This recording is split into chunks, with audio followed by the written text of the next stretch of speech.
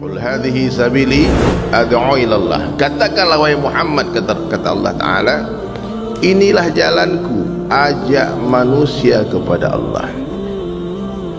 Jadi ajak kepada siapa, Pak? Kepada Allah saja, bukan ajak kepada kelompok, bukan ajak kepada organisasi, apalagi kepada diri sendiri. Itu na'udzubillah. Jadi dakwah itu membesarkan Allah, bukan membesarkan makhluk, bukan membesarkan ustadznya, ya.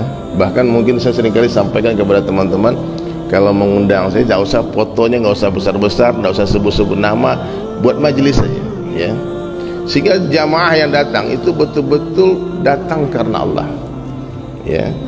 Banyak hari ini para penceramah, para dai hadirin mulia, tanpa sadar telah mengesankan umat kepada dirinya, bukan kepada dakwahnya, bukan kepada amalan. Ya, sehingga ketika satu orang ustaz itu datang, ramai itu masjid. Ya, ketika ustaz yang lain padahal tak kalah bagus Pak Ustaz itu, tak ada orang datang. Nah, makanya setiap dai berjumpa dengan siapapun juga nafikan siapa saja kecuali Allah. Bahkan nafikan diri kita, katakan saya bukan siapa-siapa, saya tidak bisa apa-apa. Semua datang daripada Allah Subhanahu wa taala. Ingatkan orang, kaitkan hati umat ini kepada Allah.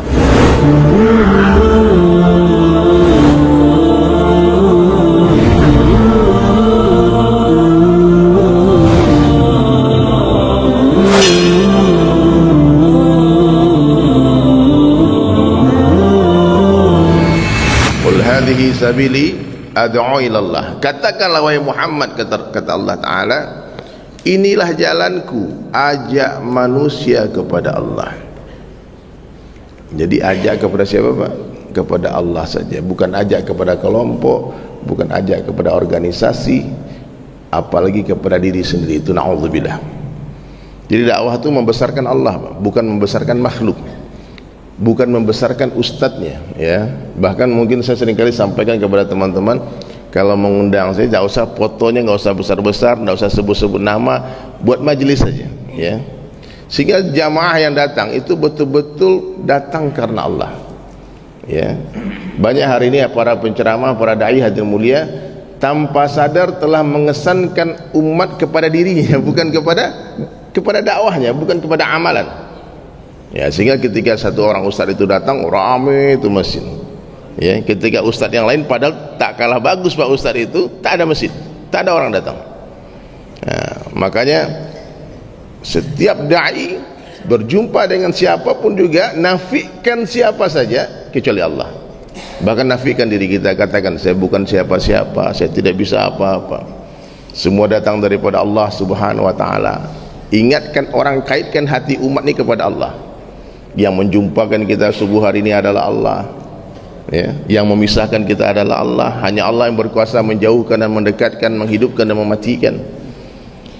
Dialah Allah Ta'ala yang telah menaikkan raja-raja, menurunkan raja-raja, memberikan kekayaan kepada orang-orang kaya. Yang mengatur seluruh suasana dan keadaan adalah Allah Subhanahu wa Ta'ala. Allah berkuasa memuliakan orang biasa tanpa jadikan dia raja. Allah kuasa menghinakan raja-raja tanpa mengambil kerajaannya. Allah berkuasa membahagiakan orang miskin tanpa memberi dia harta. Allah pun berkuasa menyusahkan orang kaya tanpa mengambil hartanya. La ilaha illallah. Agungkan Allah. Itu perintah Allah dalam Al-Quran. Wa rabbaka fakabbir. Ya ayyuhal mudaththir, hai orang yang berselimut, berkemul, kum fa'anzir, bangun dan berilah peringatan. Wa rabbaka fakabbir, besarkanlah Rabbmu Allah. Jadi tidak boleh membesarkan makhluk. Oh itu hebat itu ustaz itu. Nah, hebat Allah. Itu wali Allah itu. Besarkan. Banyak orang mengajak, ajak ikut guruku, selamat kau. Hati-hati, Pak. Ikut Allah dan Rasulnya kita akan selamat. La ilaha illallah. Maka tidak boleh ada kefanatikan kepada siapapun, kepada individu, kecuali kepada Allah, kepada Rasulullah dan para sahabat. Bahkan kepada ulama-ulama, imam-imam madhab semua yang besar, tidak boleh fanatik.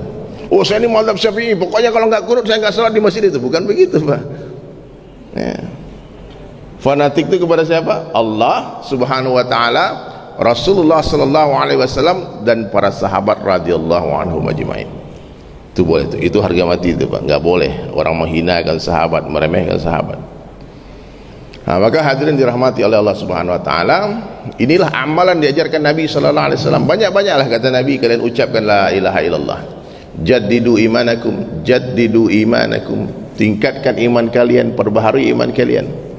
Seorang sahabat bertanya kepada Rasulullah sallallahu alaihi wasallam, "Kaifa nujaddidu imanana ya Rasulullah?" Bagaimana cara meningkatkan iman kami ya Rasulullah? Maka Nabi menjawab, "Aksiru min qawli la ilaha illallah."